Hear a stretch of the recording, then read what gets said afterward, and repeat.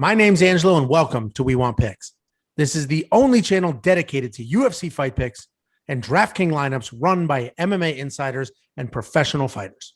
Every week, I join Dan Kramer and Nick Newell, two longtime professional fighters that have fought at the highest levels on the planet, as well as Jacob Lyons, a skinny kid from Indiana. So join us every single week for our full fight card breakdowns, our individual fight card breakdowns, our betting guide, and our DraftKings lineups. Next up at UFC Vegas 30, we have the main event. We have Ciryl Gane versus Alexander Volkov in a heavyweight striker clash. Ciryl Gane, 8-0, undefeated, so obviously 5-0 in his last five. Alexander Volkov, 3-2 in his last five, coming off of 2 wins in a row against Walt Harris and Alexander Overeem.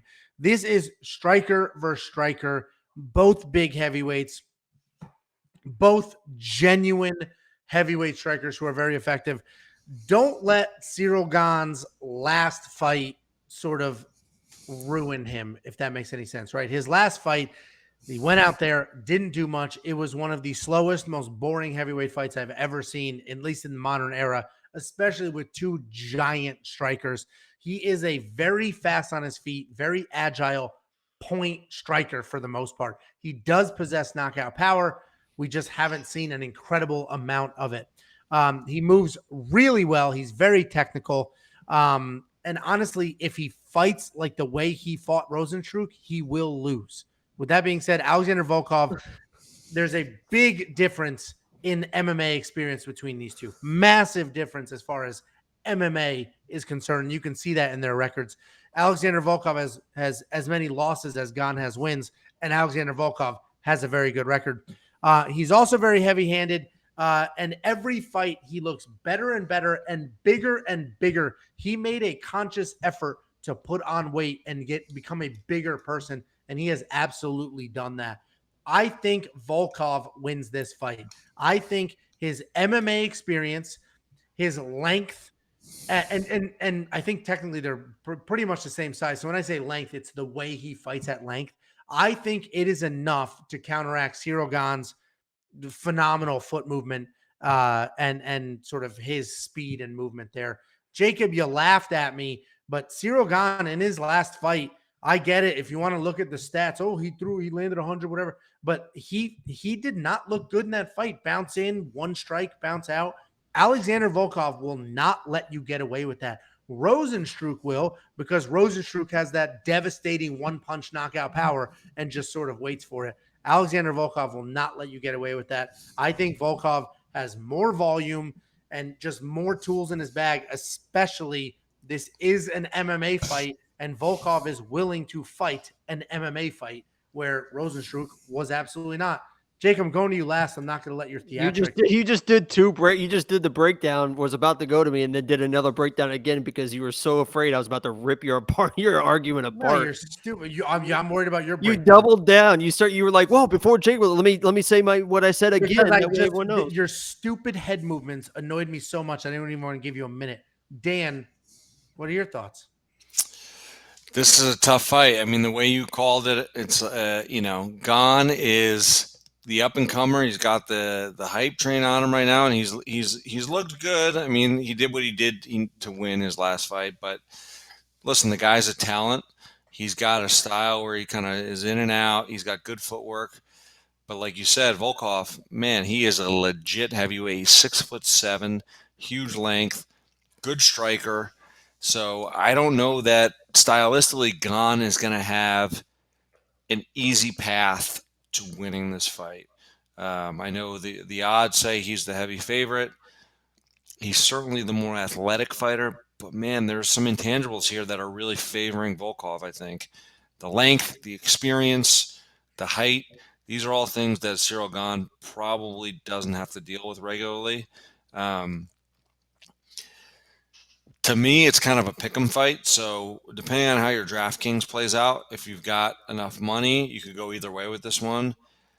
I think the value's on Volkov.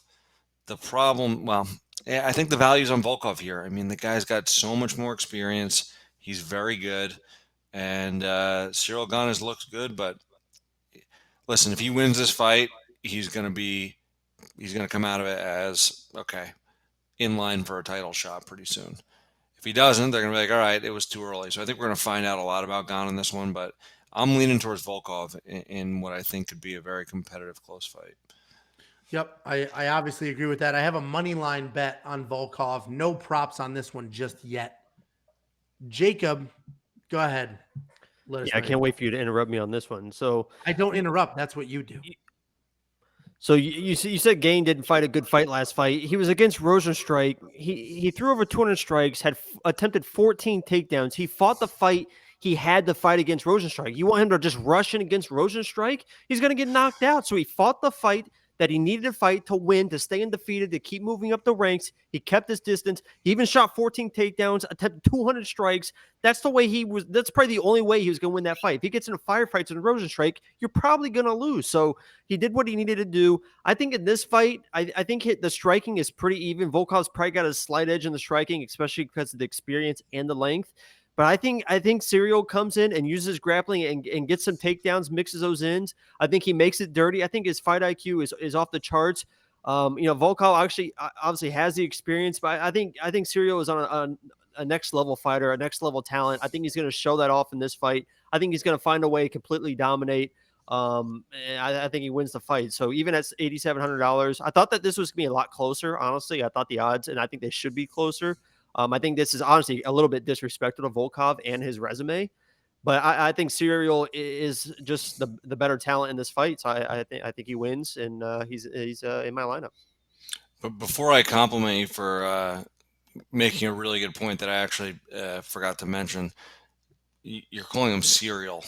I think it's Ciryl, right? Like Ciryl, like not like Captain Crunch, but at any rate, you made a very good point with the grappling and the wrestling. If he comes out with a grappling game plan, Volkov, has been doing MMA for years, but Gane could make this a very interesting stylistic fight if he mixes in some takedowns, gets on top, and makes it that sort of fight. So that was a very good point, and that's something that could win him this fight because striking, yeah, I agree. I think it's a very, very close fight. So I would actually argue if Gane comes in here looking to make it an MMA fight and he's mixing in grappling, I think that's a problem for him.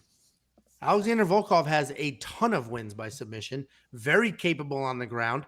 Ciryl Gane's going to shoot some sloppy takedown that he learned in the last 3 years because he spent his entire life kickboxing, and he's going to get caught in something. I think against Alexander Volkov with his length and very capable jiu-jitsu, I think that would be a big-time mistake, and I do not think that's his game plan.